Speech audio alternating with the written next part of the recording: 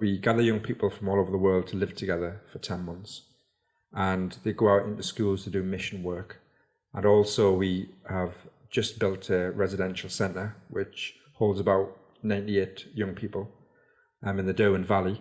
And basically what that is that we, as well as going into schools, we also bring young people to us. And as well as that, we have a parish ministry as well. So we try and link the faith experience that the young people get in school and the faith experience they get also at the youth village here to their parish experience. So that somehow there's some sort of joined up thinking and continuity with the whole experience. And what excites you about the job of being a priest that's directly involved with youth ministry? What's really exciting about this is that there's nothing the same. Each year is different, each month is different, and we're always developing how we reach out to young people. Obviously, the world is changing all the time, the generations are changing all the time. How you reach out to young people is changing all the time. But also what happens a lot is some of the most profound faith experiences I've had is standing in front of groups of young people, maybe it's in a school hall, at a final assembly, and standing there and sharing the message of the gospel, calling people to prayer, and inviting people to open their hearts and invite God in. And sometimes you just tangibly can feel the presence of God. And that's what really excites me, that's about us discovering church out there. When you were going through seminary, did you ever imagine that you'd be in this type of role? When I was in seminary, I was focused on the whole idea about being a parish priest, because when you thought of being a priest, it was all about, this is what it is, you go in, you become a curate, then you become a parish priest. When I first did 2 years in the parish, I really loved it. And then this opportunity came along to work part-time with the youth service, and then eventually I went full-time, and eventually I took over.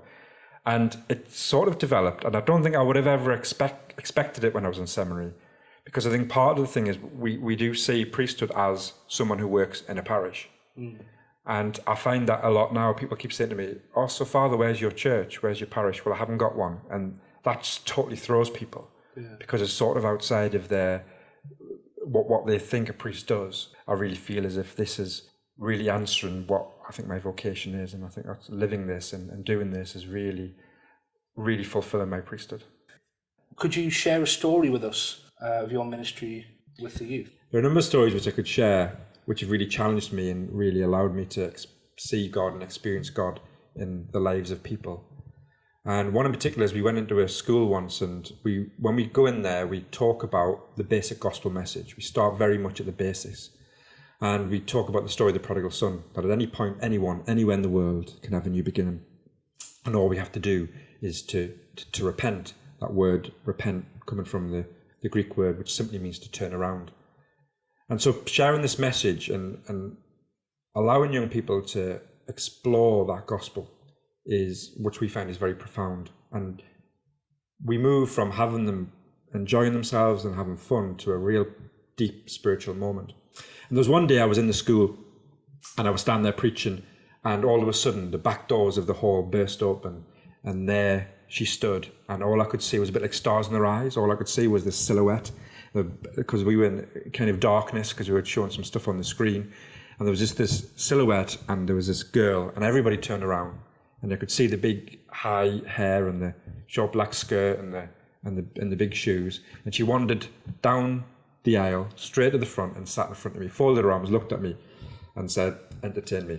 And everybody looked at her in the class, and in the year group, it was a year group, and everybody then looked at me and think, what's he going to do now? So I continued to talk about the prodigal son and the whole message that all we have to do is to repent, that the Father runs to greet us, and that the Father desires for each and every one of us to turn around. And at the end of the assembly, everybody left. And it turns out the reason why this girl was late was because she had been suspended, and it was her first day back. And the head teacher thought, wouldn't it be great to give her a little bit of religion? So he thought the best place to put her is into the retreat. And everybody in the hall knew that apart from me. So that's why everyone was looking at me. And at the end of the assembly, one of the senior teachers came to me and said, can you come and see somebody upset? Would you come and talk to someone? So I left the hall, went into the office, opened the door, and there, sitting down in front of me, was the girl with her friend. And her friend had her arm around her, and she was crying her eyes out. She was sobbing. And she as I sat down, I asked her what was wrong, and she looked me in the eye and she said, "I am the prodigal son." She didn't turn around and say, "I relate to that story." She didn't turn around and say, "It was really interesting what you said." Her words were, "I am the prodigal son."